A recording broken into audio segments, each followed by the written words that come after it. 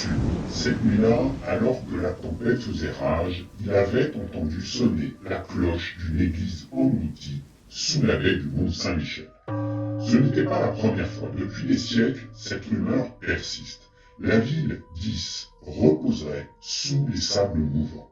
Les chroniqueurs médiévaux parlaient de villages emportés par la marée, et les écrits qui avaient traversé l'histoire évoquaient des disparitions brutales d'habitations englouties dans le sol instable. Ce soir-là, le pêcheur avait posé ses filets près de Tomblaine. Le vent s'était levé d'un, le ciel s'assombrissant. Puis, dans le fracas des vagues, il perçut nettement le son d'une cloche profonde et solennelle. Il raconta avoir senti le sable vibrer sous ses pieds comme si une masse gigantesque, enfouie, s'éveillait. Les érudits rappelèrent que la baie n'a cessé de gagner et de perdre des terres. Les cartes du XVIIIe siècle montrent des chemins disparus, des moulins effacés. On évoque des villages avalés par les flots dont le nom ne subsiste que dans les archives notariales.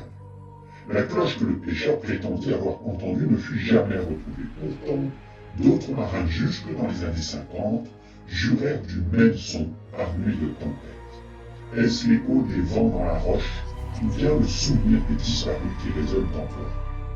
Aujourd'hui, quand la mer se retire et laisse apparaître des ruines dites oubliées, certains s'arrêtent et tendent l'oreille. Le silence est total, mais il suffit d'un coup de vent et soudain, on croit entendre une note grave s'éteindre au loin, comme si la baie gardait sa mémoire dans les profondeurs.